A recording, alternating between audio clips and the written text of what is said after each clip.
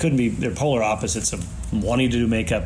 I mean, Alex is probably like Gary Oldman, wants to like take his lip and attach it to his ear. You know, he's anything for the job. Whereas Keanu's like, how long is this going to take?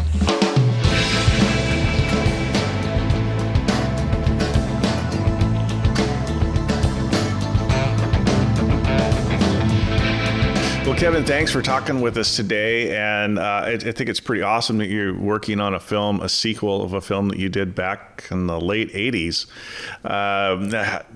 How was it to be back on Bill and Ted? Well, you know, the first I've done all three. I did back in, that was one of the, I think it was my second or third film, was Bill and Ted's Excellent Adventure. And I had done Nightmare on Elm Street 2 with Joel Swisson and Michael Murphy, the two producers. And we got off that film, and then they went on to some kooky film about surfer type of dudes or something. They were shooting in Arizona. And I got a call from Michael, and he said, listen, something came up. They want to have Bill and Ted, and he gave me a quick synopsis of what the whole setup was. They said they go back in different time periods, and they'll end up going back in prehistoric time. We need a couple of cavemen. So I said, okay, I can do that. And they said the problem is we haven't got anybody there. We're all here. Production office is here. We got no casting agent. They're all here. Can you find a couple of people? I said, let me think about that. So I called up a couple of friends. One guy was visiting from out of town, and he had sort of a caveman. I don't insult him, but he just had a sort of a big head with a brow already. He had this big, strong jaw, very masculine guy. Ron Perlman? Well, pardon? Was it Ron Perlman? It wasn't Ron Perlman. Yeah, he naturally looks like a caveman. I worked with him on I did Beauty and the Beast, Rick Baker's Beauty and the Beast. I applied for the pilot. Ron's a great guy. But anyway, so and then I called another actor friend, and I just threw some dirt on them, and we threw rabbit pelts on them, and I filmed them, just VHS taped them, and then sent it to those guys, and they said, great, these guys are great, good, cast them. So I went to work and had about maybe 4 to 5 weeks to maybe 4 weeks, I think, to come up with these, Neanderthal caveman makeups. Flew to Arizona to apply them. That's where I met Keanu for the first time, and Alex Winter. And I ended up actually working about a week or two on Lost Boys and got to do Alex makeup, not the vampire makeup on Alex, but his normal look makeup for a couple of days, working with V. Neil on that. But that was the first time I met the guys, and Jane Wheaton, from the Go-Go's, I think she was, who was she? Joan of Arc, I think. So that was cool. And so, that was a quick trip and a quick job. And then I got a call from Scott Kroof years later to do Bogus Journey, which was hellacious as far as in size. And I had at that time, back in the 80s, there was so much stuff going on. I mean, it was like everybody was working, and just there were calls coming in all the time. It was nuts. My phone never stopped. Now it rarely rings, but back in those days, it was ringing all the time. And I had 5 shows going on when Scott called me. I was doing Honey, I Blew Up the Kid and a bunch of things, and probably a Child's Play or Nightmare on Elm Street or something. I don't know. And so he called me, and I said, what's this about? And he said, well, there's a lot of stuff in it. And there was a ton of stuff. And I had, with animatronically, I had the elite of the elite on Child's Play. I mean, all the great mechanics, who were in town, I got all those guys. On this one, I had to piecemeal everything. I had, one good guy, and then I got a guy from a recommendation. So my crew was kind of brand new to me.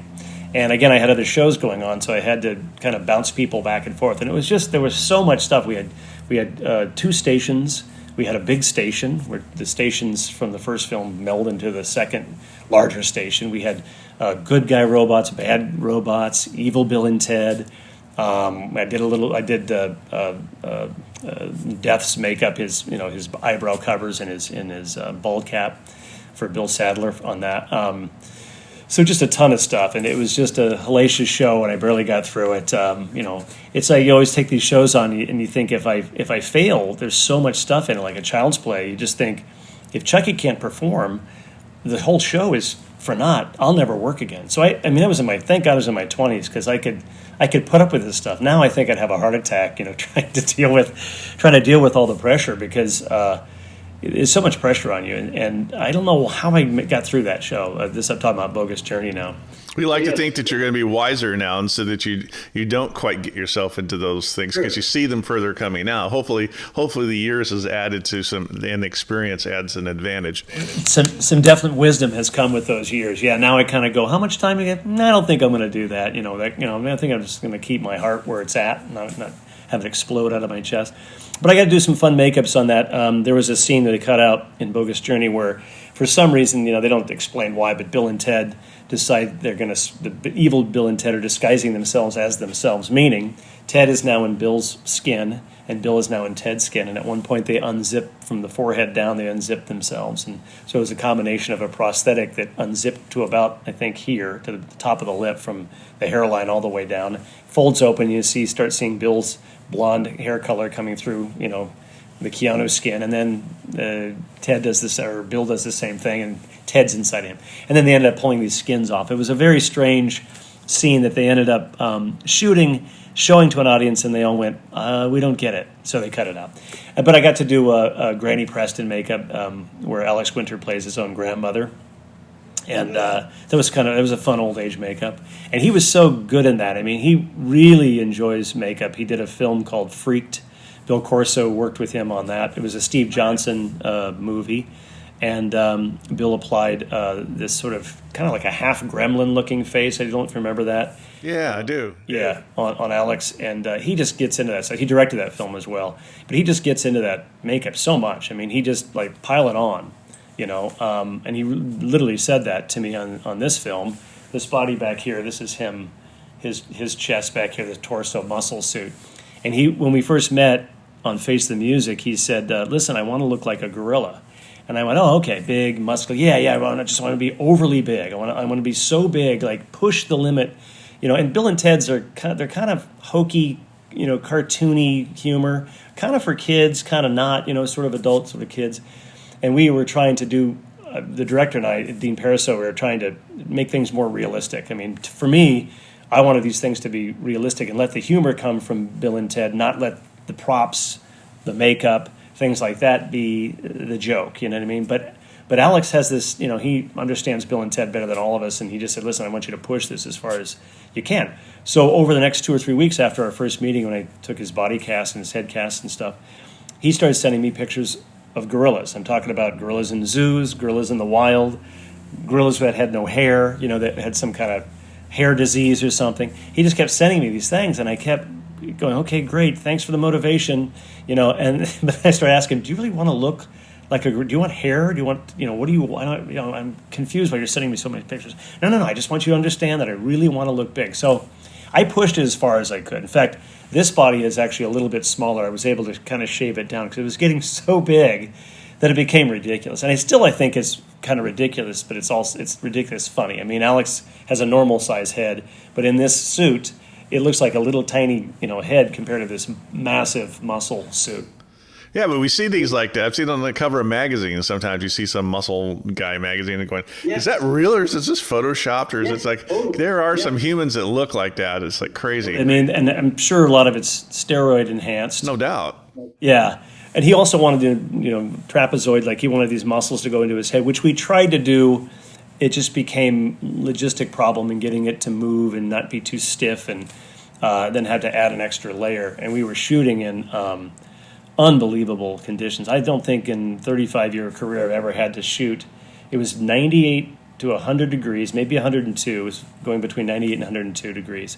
Humidity was just as high. I mean, as high as it gets before it begins to rain. It's like, and I don't know if you've ever shot in New Orleans, but it rains pretty much every afternoon in the summer. It just rains, and it's and all the houses are on stilts. The stuff that's near the swamp and near the bayou and near the ocean there, the Gulf of Mexico. So it's just always just total moisture. The whole crew's in t-shirts and shorts, and we are all just dripping sweat.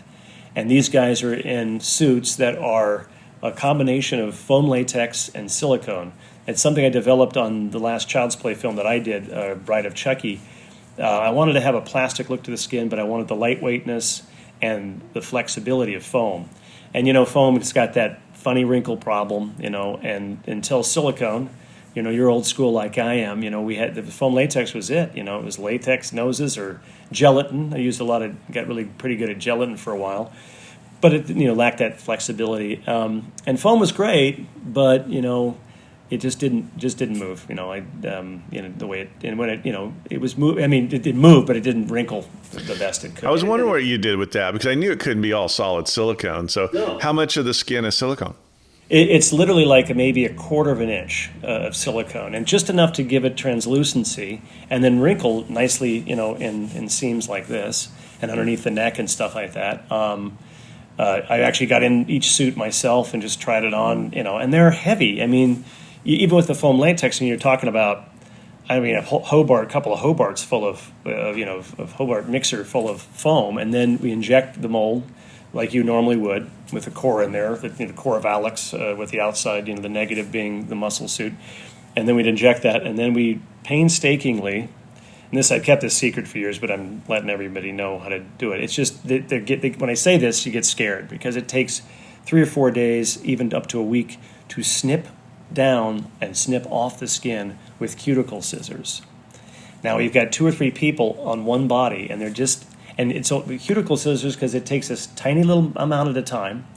I know it sounds strange, but it's the only thing I did experiments where we tried to put the thing back in the mold without de-skinning it and run the silicone, and the silicone just peels right off. That little thin layer that foam latex gets, that skinning, is enough to keep it from absorbing and soaking in, funny enough.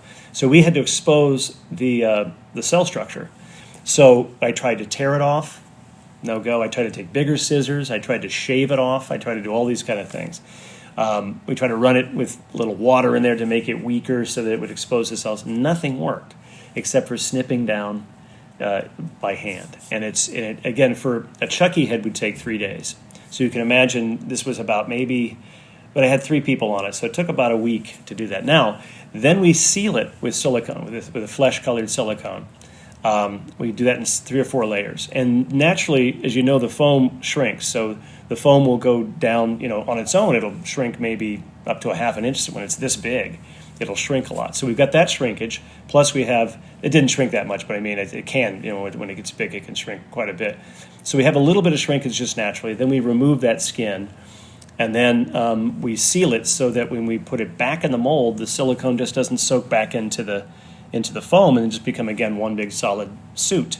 So we have to painstakingly seal it, make sure all the bubble things and anything is patched and everything, and seal the whole thing.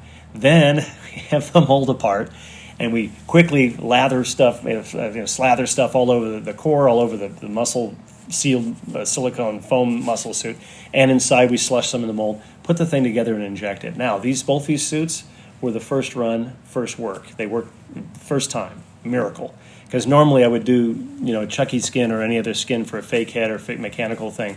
I do about 3 or 4 times before I get a good skin. And it's painstaking. But for me, the reward, and it's actually when you balance the amount of, you may run foam latex until you get one without a bubble in it, I don't know, a dozen times sometimes, to get a perfect skin. And if you're running multiple ones. This I just ran 1 time, and yeah, it took time to do it, but the outcome, and then you can patch it, which is great with silicone. You can actually, sit there and patch it, which you can't really do with foam latex. Now, see, I didn't know that silicone would stick to silicone. I've never tried to do that. Yes, it will. So are you having to put anything on to it to bond? Or No. It just, as long as it's fresh, we didn't leave it out, it would stick to itself. And again, this was tin cure, which is not great for skin, but it had a barrier between the tin cure silicone and touching the actor. I don't know if tin to silicone. People have been using it for years in proximity to actors. I would glue things to actors that were tin cure for years until we found out, okay, hey, platinum is a better thing to use. It's more inert or whatever. I've always heard tin is inert too, but anyway. That said, we made sure that nothing touched the actor that was tin cure. It was foam latex, so we glued the neck around, here and down. We glued down here and glued down here. And so nothing touched the actor's skin. And then, of course, we had silicone ball caps and things on the actors, which was a lot of fun. So we sealed them up from head to toe, in this suit. But I was going to say that the suit, after all this whole process, we did a little seaming, little patching here and there, and then we go into painting, and then we'd have all these tattoos to put on that I talked to. I designed most of them. I got a few from Tinsley Transfer, and they did all the manufacturing for me. So I was able to design the tattoos and then give them to them, and they printed them out. And I talked to Christian Tinsley and said, "Hey, look, I just want to pick your brain about. I've done this before in silicone. Sometimes it sticks, sometimes it doesn't." And he said, just sandwich it with a layer of basically clear silicone, like the same stuff we paint with. Just sandwich it in there, and it should be pretty well. And he was right. It stuck great, and it stayed on the entire time. No, you had to glue to their wrist. You had like kind of wristbands that. They had. We would talk about doing wristbands, but they ended up going with weightlifting gloves. And we went ahead and just tacked them down so they wouldn't slide up and down or whatever. But that was just a quick way. In case we had to take the suits off, and again, this heat was so hot, I can't imagine. I don't know why I didn't get punched or hit by one of these guys, or why Alex didn't pass out, or Keanu didn't, overheat himself. I mean, we'd unzip as soon as we bring him inside to a cool. We were shooting at a real prison in New Orleans, so we had a cell that was it was a pretty big cell, with bunk beds and tables where the prisoners would eat and stuff. So.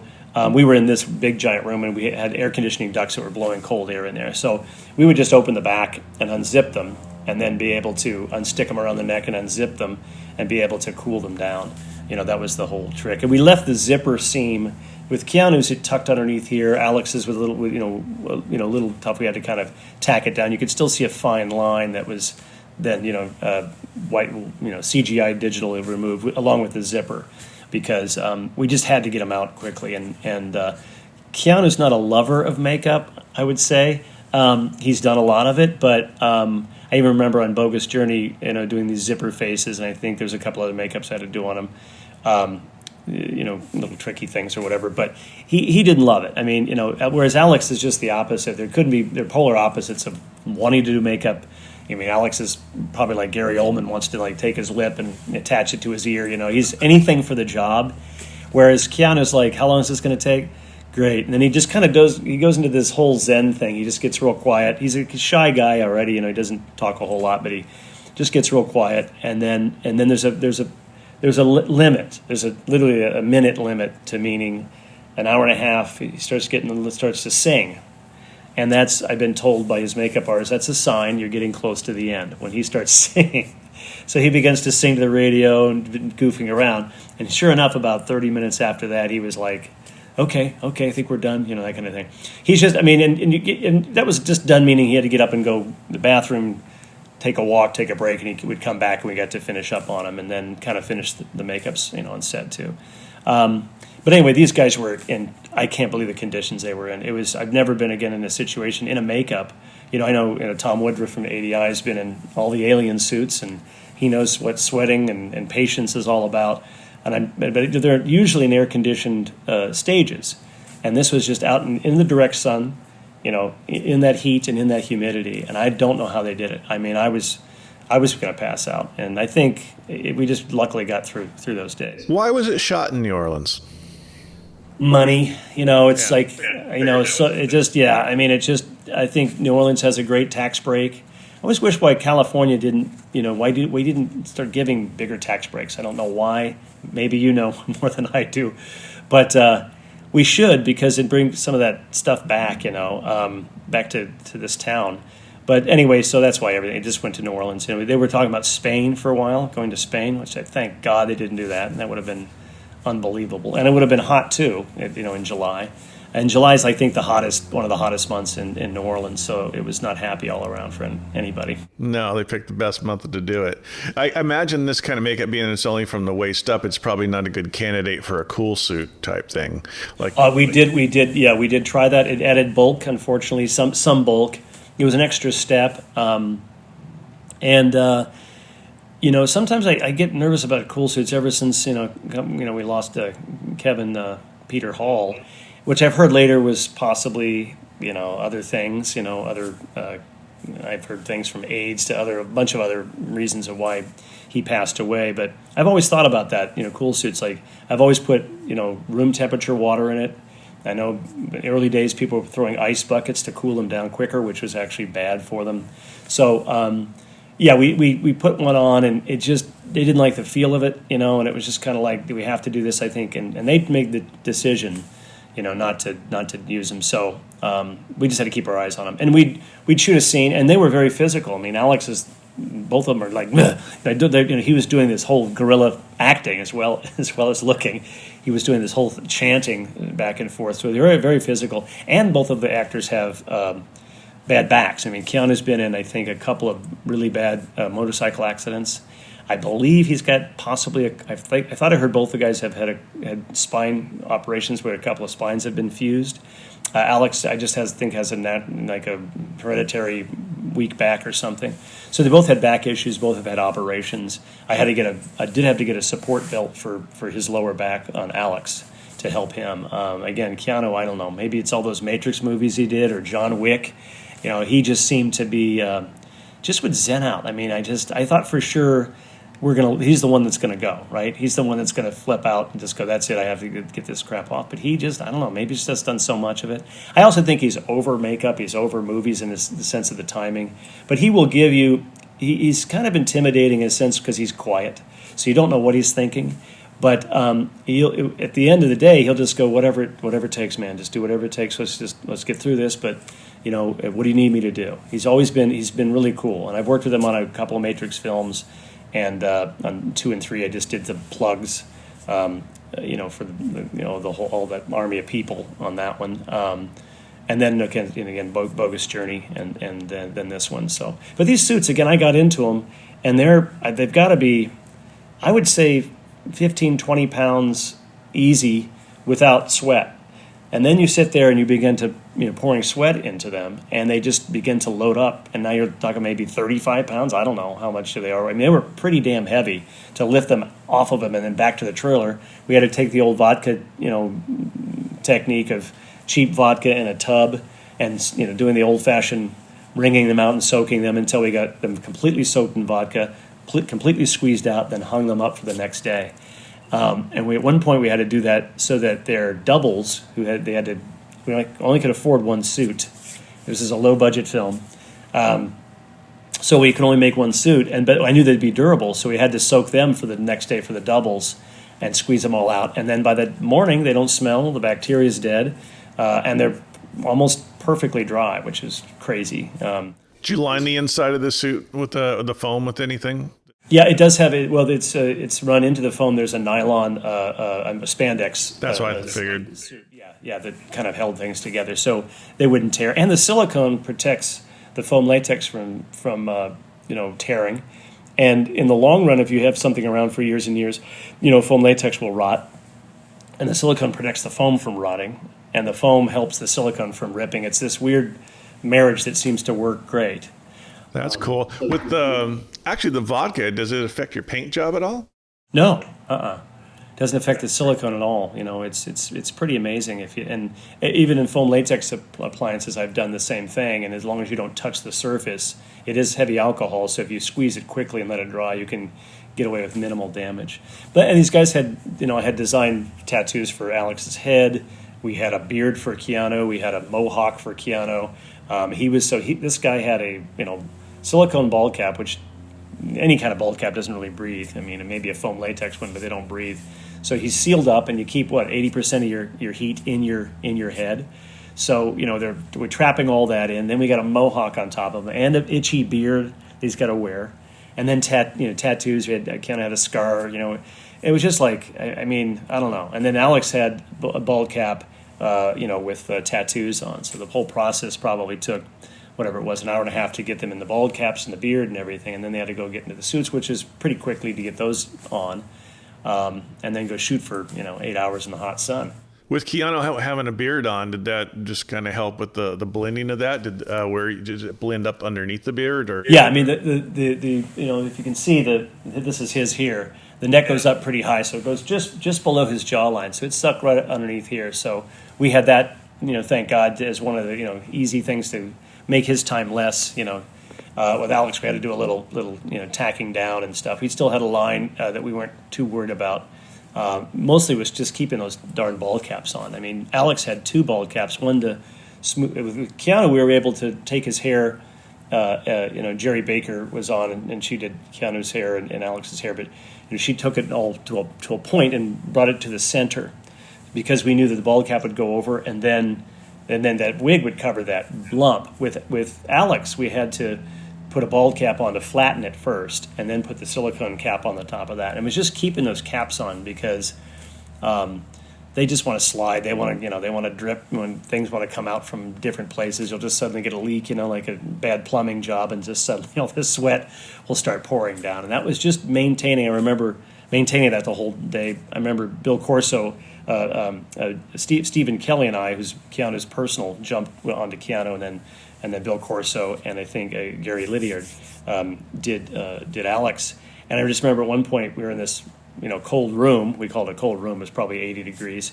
And Bill Corso was just cabo patching this one problem he was having, desperately trying to keep up with that New Orleans heat and trying to repair. So it was a challenge, man, to get through that day. It was just.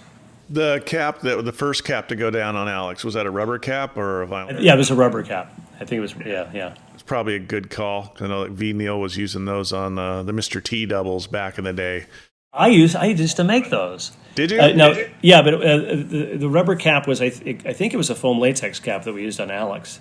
It was either that or maybe put down, Bill may have switched to a plastic cap or something, but I used to make those because I was working for Greg Cannon back in the early 80s, and I would make, I had sculpted a nose, I think, for George Papard, and I used to make, he taught, this whole technique of the red, form, and I used to make those for V. Neal all the time. Yeah, those are such great caps. I know.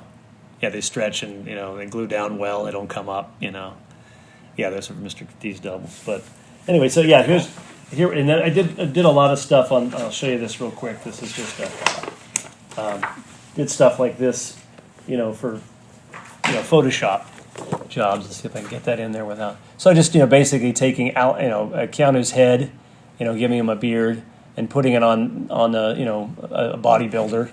It's just quick, easy ways to get concepts and ideas to the director.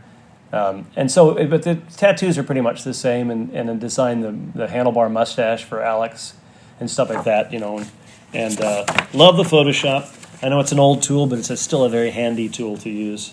Never would want to be without it. Yeah. Originally, I don't know if I told you this, but originally I was supposed to do Dennis the Robot.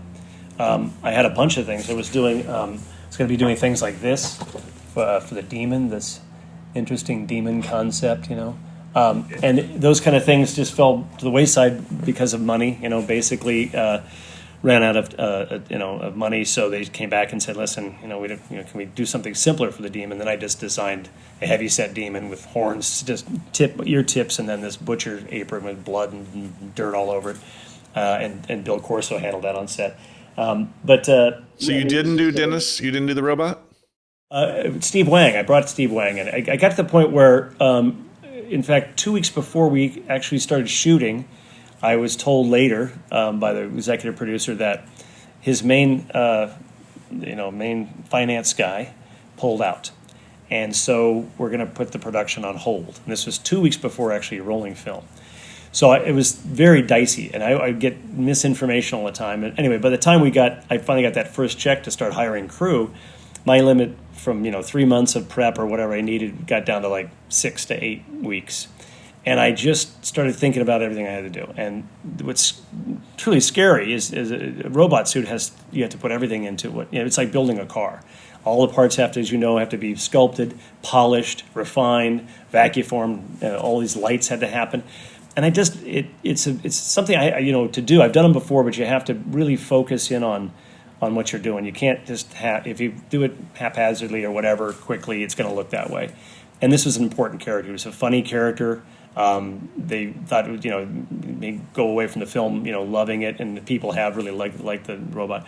So I went to the producer and the director and told him, I said, I think I'm going to need to make a tough decision. I said, I've got these old age makeups, I got the demon makeups, I was going to do a caveman for a period of time. That again got pulled away. And then this fat belly for Keanu here, and then also these muscle suits. I said, I don't want to do a bad job on those, especially the old age makeups. I wanted to be ultra real as I could make them. I said, I think we need to find somebody else to do the robot. And remember, their faces just turned white, because we were getting closer, and I said, I think I'm going to be in trouble. I don't want to screw this up. I said, listen, I will find somebody. I swear to you, I will find the best people in town to work on this. I know everybody in town. I'm going to find somebody. So I first actually went to Carlos Fernandez, does all the, not Carlos, I'm sorry. Did I say that right? Is it Jose Fernandez? Sorry, Carlos Fuente designs for me as well. But Jose Fernandez, and he was just starting Master of the Universe. So he was kind of not wanting to do it. He was also very expensive, too expensive for what we could afford. So the next person was Steve Wang. And I also brought in Legacy. And I said, look, these two companies, if one can't do it, the other, they'll do a fine job. So we met with Steve Wang at the director's house. Steve brought in a bunch of pictures. He has tons of robot stuff. He's, as we know, a beautiful designer. And he just started a new makeup effects company. So I thought he's going to be motivated to come off this block, at the start and really do a great job. And he's a perfectionist. He's not going to let us down. Then that afternoon, we're over at Legacy. Legacy is huge. I mean, they have grown since Stan passed away. Again, these are all the old Stan Winston guys. John and Shane, sorry. They have robots all over the place. I mean, there were parts you could just grab, hey, let's grab the head from that and put the legs over that one on this and use the gloves on that guy, from that guy onto it, and make our own robot. So as we walked out of there, the director just turned and said, okay, let's just go with these guys. I see it all. It's right in front of us. And I just stopped and I said, can you just do me a favor? Can you just meet with Steve Wang one more time over at his shop and just get a sense of what he can do? You have to see his stuff in person. And I said, these guys are great. They'll do a great job, but they're so busy. I just think we're going to get Steve actually sculpting, actually working on these things himself. And I said, I swear to you, I can guarantee you. I don't know about Legacy, I mean, how busy they are, but I can guarantee you that Steve will put his heart and soul and 110% into this. So they did that, and they were convinced, and so they went with Steve, and he ended up doing a fantastic job. I thought he built that robot in 6 weeks, and it was comfortable for the actor enough, and again, in the heat of New Orleans, Anthony Kerrigan played the part of Dennis the robot, and he's fabulous in it. He gets his feelings hurt. He's so human. He actually gets, he makes mistakes, and he ends up killing the wrong people, and he feels terrible about it. He's not like this Terminator robot. He's actually a sensitive robot. It's actually great to have Steve Wang working on film again. What's that? Yeah, it was great. I mean, Steve was one of my first employees. This was some, the guy, a guy named Farzad that did for me, some of the early designs. And Steve took these into consideration, and worked some of the design of that into his robot. Yeah, he worked with me. I think it was like my second employee ever, Steve Wang. And I was trying to get Matt Rose over too at the time. And we worked on a low-budget film called Retribution and a couple other things that Steve worked with me on, and then went off to work for Stan on Predator. Funny thing, I got a call about doing Predator from Joel Silver, the producer. It was called The Hunter. And they had it over at Boss Films. Steve Johnson was in charge. Apparently, something had gone wrong with the design, and the suit was too heavy, so they pulled it from Boss Films. And Joel Silver called up Stan Winston, who recommended me because he's doing Aliens in London. So, and Joel Silver at the time, I was just a young guy. I was doing Nightmare on Elm Street, Elm Street 3, and he just sounded like a nutty, out of control producer who was basically screaming at me, you got to come in and do it, and it just and scared the crap out of me, and it just sounded like a low budget nightmare. And Arnold Schwarzenegger, I don't think had done anything. Maybe Terminator, I think, maybe at that point. So it was just like he was just this. I mean, it wasn't. In my mind, it didn't sound like a big thing. It just sounded more like a nightmare. So I actually backed off and said no. And Steve was working for me at the time. Then he goes over to Stan's.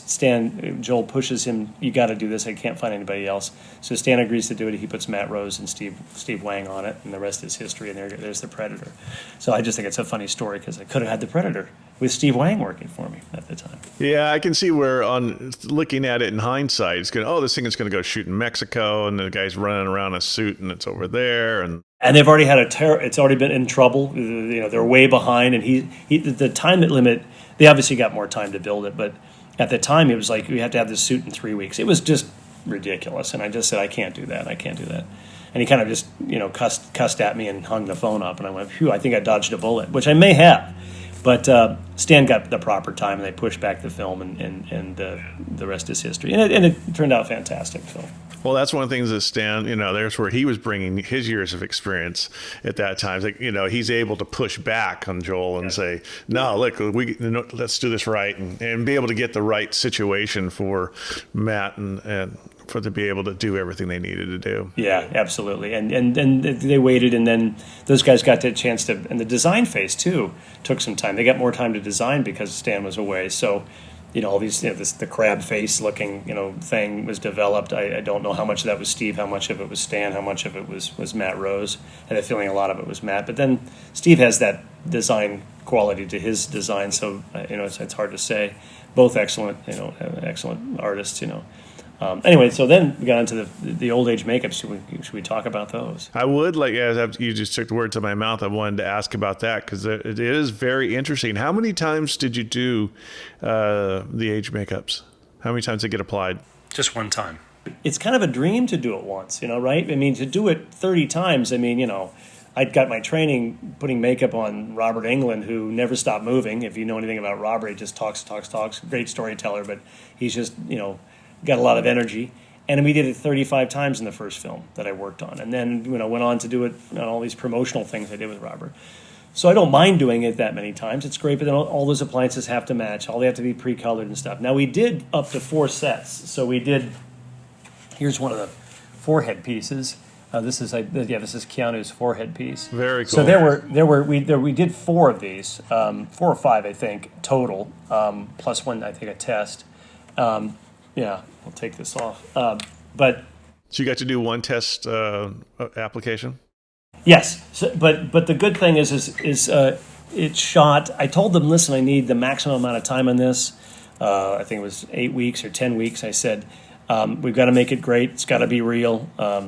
So I need this much time, and I gave that to the AD. Everyone knew it, and then the first schedule comes in, and they have it shooting, week 2. And I said, okay, guys, remember, all my paperwork had to, send the emails again. Remember this? And they ignored me.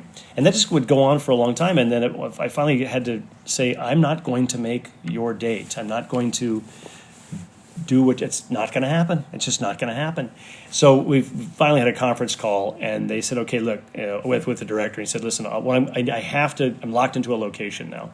So what I'm going to do is shoot the overs. I'm going to get a couple of old guys, and we'll just get the top of their heads. We won't shoot any more, but maybe a couple of wispy things of hair. And then we'll shoot all in one direction, and we'll come back and rebuild part of the set to do the other way, and we'll do it later down the schedule. It ended up being the last day of shooting. So, it was nice because the crew was happy, in a happy mood to be done. And the heat, we're on an air-conditioned stage, which was fantastic.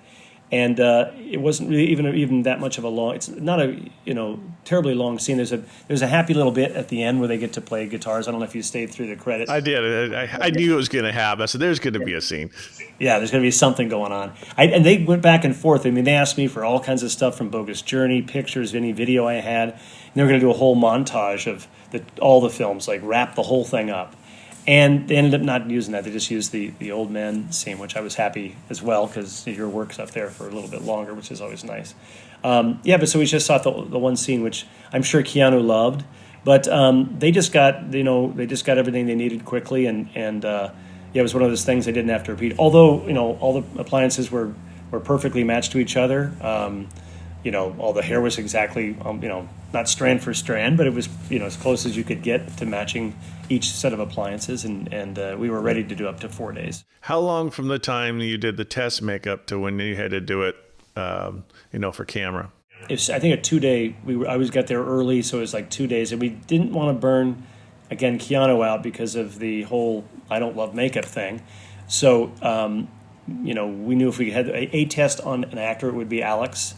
So I grabbed Bill Corso and Steve, and we all 3 jumped on putting the thing on, I kind of went through, talked to him through the, how, which appliance would go on first and in the order and all that stuff, and some pitfalls because some of the appliances had to lay a certain way so they wouldn't show a bump, have the overlap on them, and then we all just jumped in on it and started, so they get their hands on it. It's hard to, I've been doing this for years. I punched appliances. There was an old makeup did on Alec Gillis years and years ago. I don't know if you remember this makeup. Of course, everybody remembers that makeup. Are you kidding me? It was a Fangoria thing that got into, I gave it to Fangoria. Funny thing is I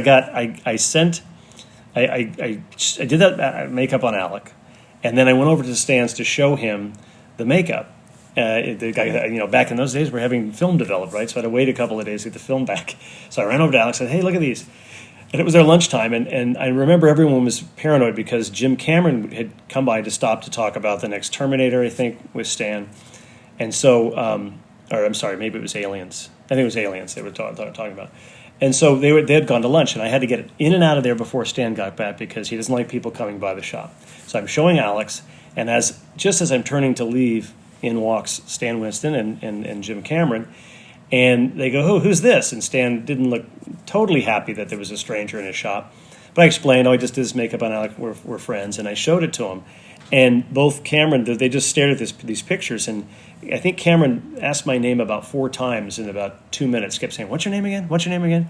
So I thought, that's cool, because I knew who he was, and it was like, at least I made an impression. He can't remember my name, but at least I made an impression.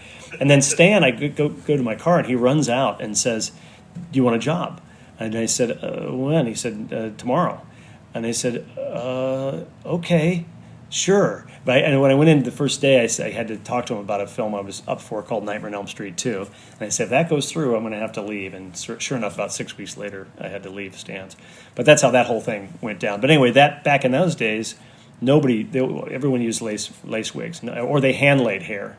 But nobody thought of punching it into the appliances because I told Dick Smith that he came by the shop, and he asked me about the texture. He said, how do you get that texture?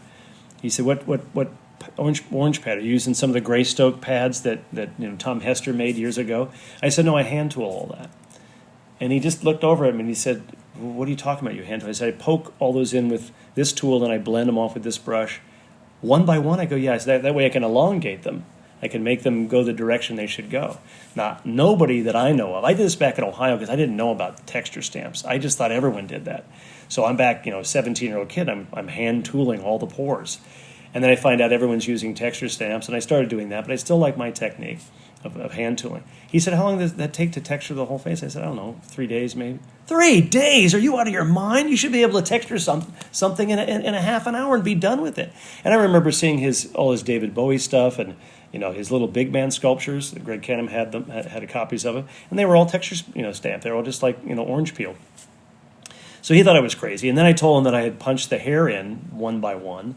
And he thought that was insane. How can you do that? Well, now it's pretty common, but back then. But it is hard to apply. I was getting around to the story of it. It's hard to apply, when you're not used to doing that. It's hard to, you have to get a, hair clip all the hair up and out of the way. And then, just as you're laying an edge, flop, the hair will come down and, get in your way, and you get to pull a few hairs out and stuff. So you lose a few hairs in the process, and it's kind of difficult. But to me, nothing looks better than punched hair. I mean, the best lace wig, you still have to be very careful, when you're gluing it down and pressing it in, as you know, and then sometimes you do have to lay a couple of hairs on a beard. Beards are always tricky. To lay a couple of those hairs so it blends off, just so it covers those lace pieces, So, and sometimes if they're bad lace pieces or bad wigs, it just screams at you, and there's nothing you can do about it, or you get the coloration problem, and you try to mat it out and the shine and all that other stuff. So I love punched hair, but it is a pain in the ass to apply. Yeah, it's a lot more time to do that. Yeah. One thing that we talked about is like having seen the evolution of materials over the decades. Yes. And, searching for translucency and the short-lived era of gelatin, because it was bringing that to us. And now And now silicone, gosh, there's so much silicone. There's people that don't even know how to work in foam latex. No. I mean, think about how we had to learn with like latex noses first. When you're a kid, because you can't afford a foam latex, a mixer, and you ruin your mother's kitchen and all that stuff that we learned, and then having to perfect that and having to paint on the outside of something, just like it's literally as opaque as a wall. It's that very, very opaque look, and you got to make it look translucent. You got to work in green and blue veins and splotchiness to get it to look real. And then sputtering techniques with chip brushes and things they used to do years ago, and that's how I got my training. And then so silicone, my gosh, you get ahead of the game, but your base is already on. If you think about it ahead of time and you intrinsically color the silicone, so you've already got the color you want for the base. Then you're just putting washes on. And you can take a bad sculpture. I've seen them. I still try to make my sculptures as realistic as I can. But you see, if you can get away with mediocre sculptures because the translucency is amazing. How forgiving it is. I mean, you see a sculpture and go, that's just going to be a terrible looking makeup. And I'm still thinking old school techniques, foam latex in my head. Then you see it, and my God, that turned out beautiful. What happened? So it's good and bad. I mean, I think it. I don't want to sound like an old guy. Damn these kids! They just don't know what it was like. But it's true. I mean, I think you gain a lot of new things with new techniques, but then you do lose old craftsmanship and things. I mean, you can do stuff out of the kit. I'm sure it is the same. You can just Rick Baker does it to this day. He's at home. If you follow him on Instagram, _Rick Baker, whatever his address is. And he's still putting makeup on himself. I mean, he's still doing out of the kit. He still gets a joy out of making something literally out of latex and cotton. I don't know if he's done any oatmeal things yet, but he just does. I can't believe he still does this and like hops in the shower and then goes to dinner with his wife. Afterwards, probably with smeared mascara all over his face, but he still does it, and I love that stuff. And he's really excellent at that. I mean, I remember back in the '80s, I went to a party at the Palace. I don't know if you remember that club in Hollywood, the Palace. And he was there. It was a Halloween party thing going on, and he had done this I think it was London After Midnight makeup all out of the kit. I think he had a pair of teeth in. That was it. And then everything else was highlight and shadow. A real true painter. And yeah, it was amazing. Yeah, just amazing. And it looked like to me like he kept saying to me, "There's no prosthetics. There's no prosthetics." Like, I know, I can't believe it, but there isn't. He's just brilliant at that kind of stuff. So at the end of the day, if you're a great artist, you can create things regardless of the materials. You just know how to be able to work with them to create what you need. Yeah. I'm reminiscing a bit, just thinking of some different times that I've run across you over the years. I remember one time being at your shop and asking you about some things, and at the height of all the animatronic things, I asked you about things that you were doing, makeup, and you go, "Oh, well, that's just makeup," and you seemed not dismissive. That's not the right word for it, but you're going, "Oh, well, that part's easy. That's some simple things. I'm creating all this stuff with all these mechanical." Probably at the time trying to say, show the newer stuff or brag about the newer stuff, promoting myself or whatever it is, I think now we're back to just makeup. I mean, you think about how it's kind of come through that whole thing. I mean, animatronics, I'm not saying that they're dead, but they're close. And, I got to live through that. It was a wonderful time, certainly there were more money was coming in at the time. And we were it. You'd walk on set with with the star of the show. I'm talking about Chucky, and you were these demigods who would walk on the set, and the set would get quiet, and then everybody would watch us with amazing interest. That was setting up everything, and my wife, she was the actress Karen Barkley on the first film. And that's where we met. And she said at one point you had these 12 disciples down, and you had long hair. And she said you look like Jesus. She said you're standing there all on apple boxes, and like I was telling them, basically orchestrating what was happening. And she was Catholic, so she loved that image of me. Kind of funny, but. We were just stars back then, and so I got to ride that, to thanks of, Rick Baker, Stan Winston, Dick Smith doing early animatronics, Carlo Rambaldi, on E.T., got to, I was always into puppets and makeup, but I had every puppet there was. I had every ventriloquist puppet you could buy. Oh, I didn't know that. Oh yeah, I was a total puppet. I had a fold-out stage that I had built. I'd give shows to neighborhood kids, but I also love makeup. Started as an animator as a kid. With my brother Jeff, and we used to animate GI Joe dolls, make them look like the Cyclops from Seventh Voyage of Sinbad, or a gorilla, King Kong or whatever. And one time we took a bunch of film in to be developed, and the woman at the counter, it was a pharmacy, just opens the can and exposes 4 weeks of film. Oh no! And if you know anything about animation, stop motion animation for you kids out there, it's frame by frame, and it takes hours and hours and hours just to do a few seconds, and it was just ruined. And I went away. Of course, Jeff was just destroyed over it. It was really his piece that he was working on it. And I remember thinking there's got to be an easier way to get a reaction from people to do monsters. What else can I be doing? And I was always interested in makeup and in monsters, but that's when I really started focusing more on that. And then got into high school, did all the high school plays, Alice in Wonderland, would act in them. I was a March Hare, but I'd also get to do all the makeup. And I remember one time I went to see my teacher on that. He was teaching a summer course or the play, or rehearsing it for the fall play or something. And I had already graduated. And I did an old age makeup on myself. Went in and he introduced me to one of his students as his grandfather, and completely fooled this young woman. And there was just this thrill that you've done something to fool someone, to either just scare them. I still get the same thrill, when you walk on set with Keanu and Alex, and the director, Dean, he saw the pictures. Again, I did lots of these kind of things. This is a sketch of Keanu's design that I did in Photoshop, and Alex is the same here. Sorry to turn here, but these kind of things, So he saw that, but you never know until they're living, breathing in front of you. And we walked on the set, and he walked up and saw Alex, and his mind. He told me later, my mind couldn't relate that was Alex. It looked like Alex as an old man, but I couldn't understand how you did it. And he just kept staring, and then you'd get closer and closer and see the hair coming out of the pores, and he just turned back and he looked over at me and he went, and that's all. He didn't say anything. He just looked and he shook his head over and over, and he goes, I don't understand. I go, what do you? How did you do this?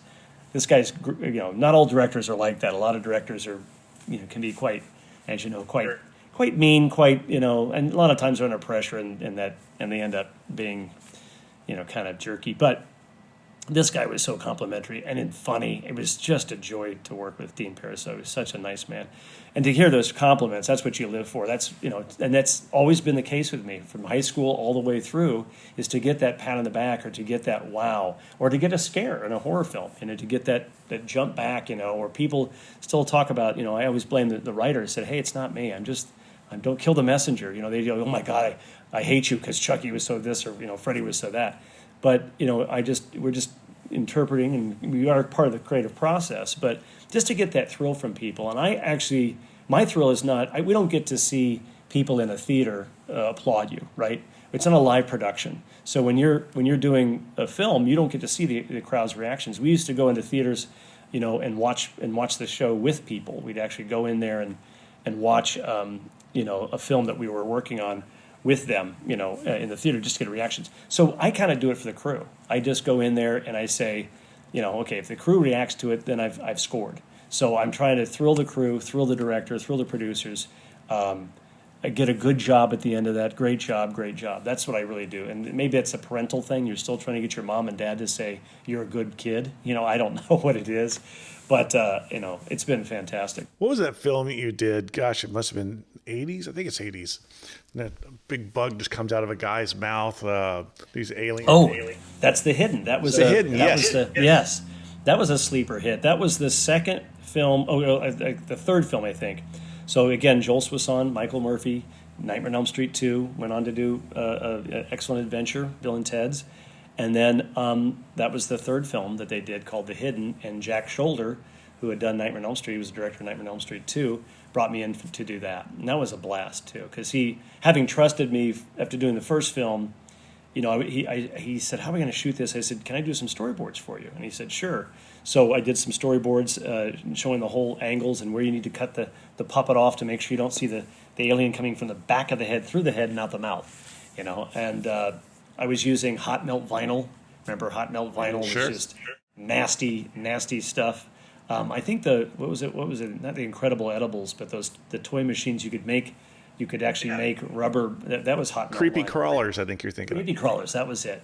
So I was familiar with that smell, But that whole alien was made out of that because that had to be translucent. And I wanted to come up with an alien that had never, something that you don't see every day. And I thought, so I need to go smaller, meaning I need to look at things not like creatures that we see in jungles and things. I need to go smaller. So I found a microscopic picture of an amoeba.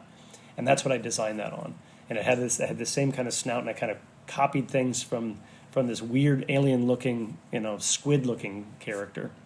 And having the things come out first in the mouth and then kind of pull itself out and then kind of go down into the guy's mouth. Oh, yeah. And so when you talk about reaction, that was so unexpected and so just revolting.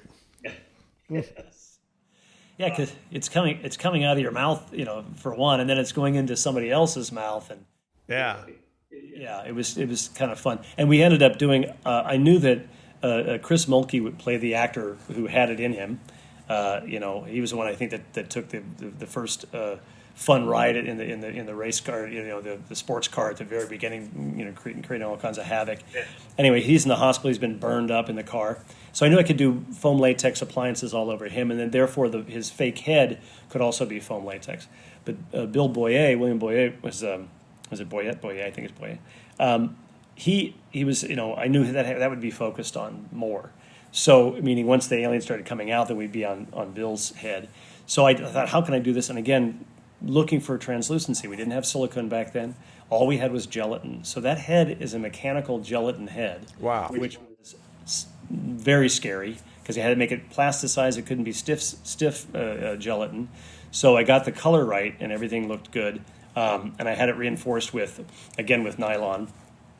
But halfway through it, we're holding, the mouth open because Chris Mulkey's on top of him. So I was on the right hand and I had another puppeteer guy on the left hand, and we're kind of pushing down on the face. And before you know it, the mouth begins to tear because each take we'd be pulling this alien through, and each take would drag those lips down and begin to tear. So if you see it, by the time we got done, my whole hand is completely almost covering the whole side of the mouth just to keep that one tear from happening. But that's the kind of stuff that was, again, fun, exciting, scary at the same time. How old were you when you did that? The Hidden? Yeah. It was probably 23, I think. Yeah. Oh, yeah. Young guy doing all that. Now you're the veteran. Yes. You're on the other side of that, and totally. And to be able to write that arc, again, thanking the older guys who came before us, especially Rick Baker, because, I saw the pictures of Famous Monsters magazine and Fangorias and stuff, and just in Ohio and opening these magazines and seeing this young group of guys, Steve Johnson, all these other guys working for Rick, and they were almost my age, a little older, but I thought if they can do it, and then Rob Bottin, again a young guy, and with the thing, and I'm thinking I've got to do this, I've got to do it, and to be able to ride, they came before and they were able to set those prices, set that industry, get everyone excited, and I got just on the end of that. I was young, started a career where people weren't trusting young people, but I had something, I guess, going on, and I'd worked for Rick and then and Greg Canham for a very short period of time, and then got this film, Nightmare on Elm Street 2, on a fluke basically, and a story behind that was I heard stories about how Dave Miller was upset, but he was actually in on the decision. He left because of money.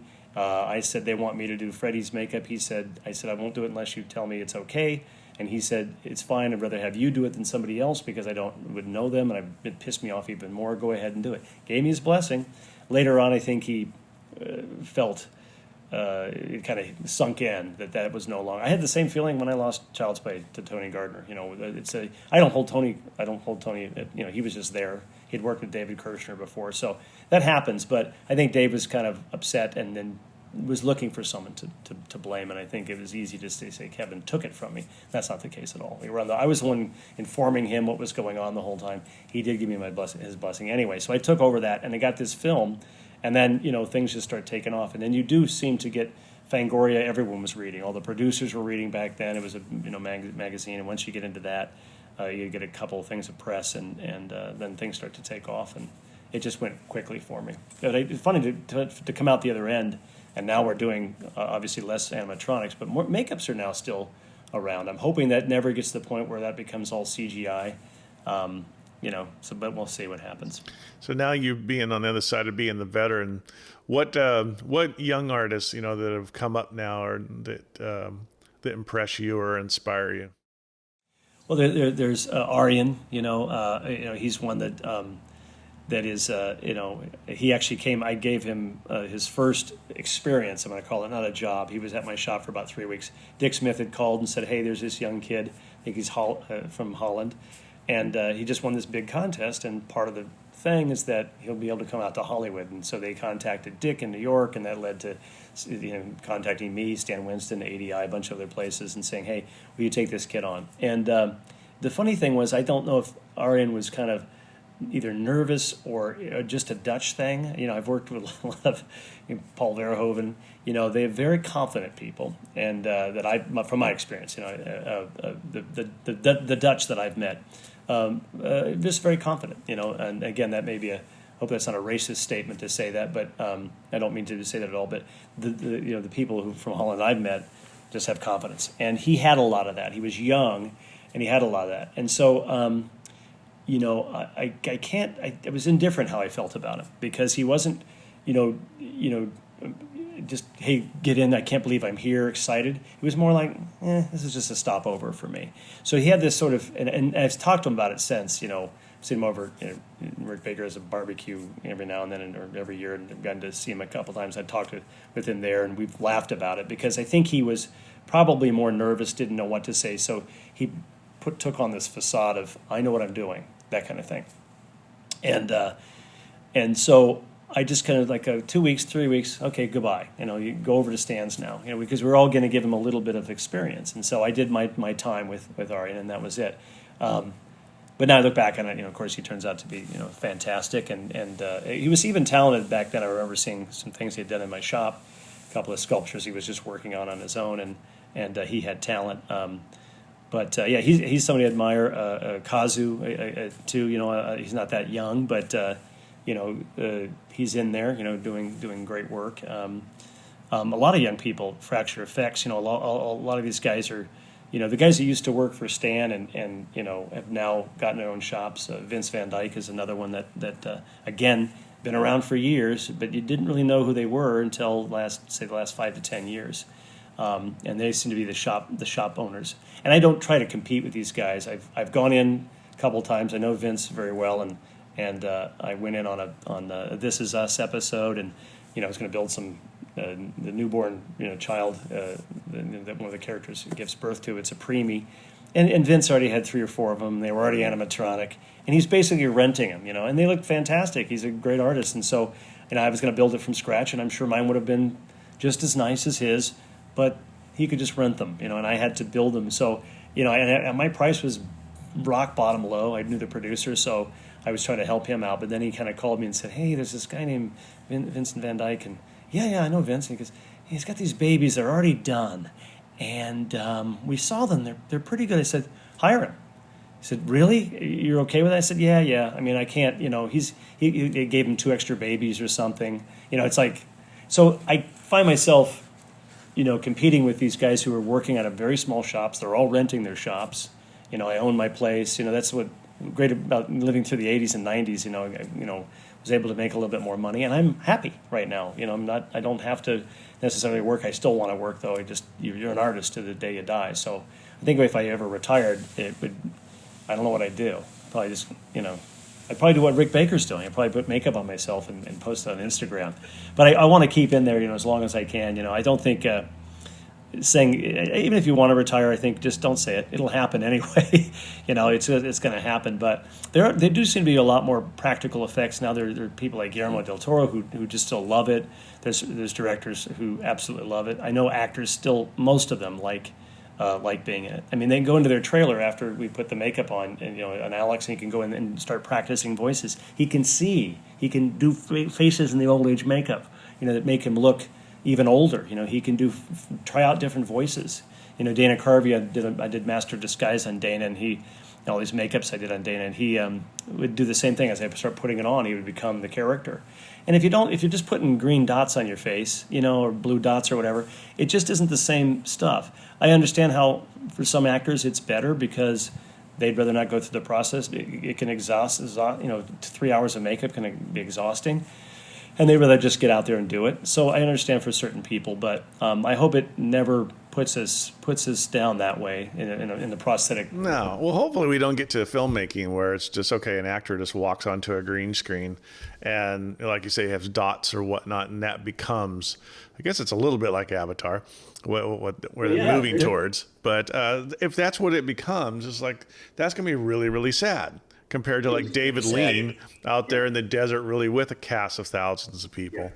You just don't. I don't know how it is for you, but you just lose that tangibility. You lose that. I'm not concerned.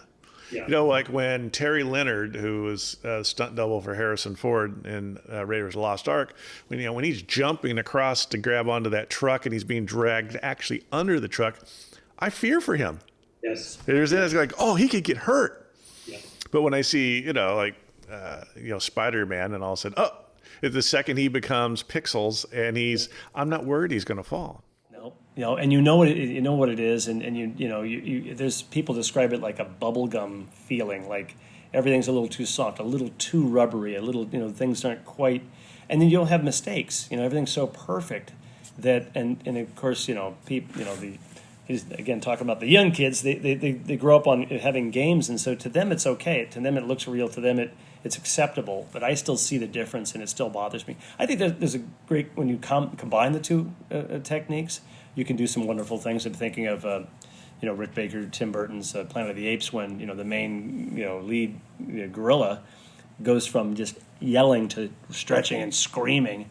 They CGI'd his jaw, and it dropped it even further than the actor could drop it, and that added this extra element that we can't do, but real apes can do, and that was a cool effect, to kind of combine those things, but still have those real looking, helping us with little flaws, certainly with the Bill and Ted stuff. Having the capability to take those suits open. We never took them off. We just opened them up and pulled them away, and then we're allowed to blow air in the back. And having the actors knowing that I think for Keanu too, knowing if he had to get out of it, he could. If he had to take it at one point, we did. We pulled the suit off, and he had to go to the bathroom, and we took the suit off completely, and we were able to put it back on, knowing that, hey, that's the one thing that we're going to need a little help digitally, is just to zip that up for us.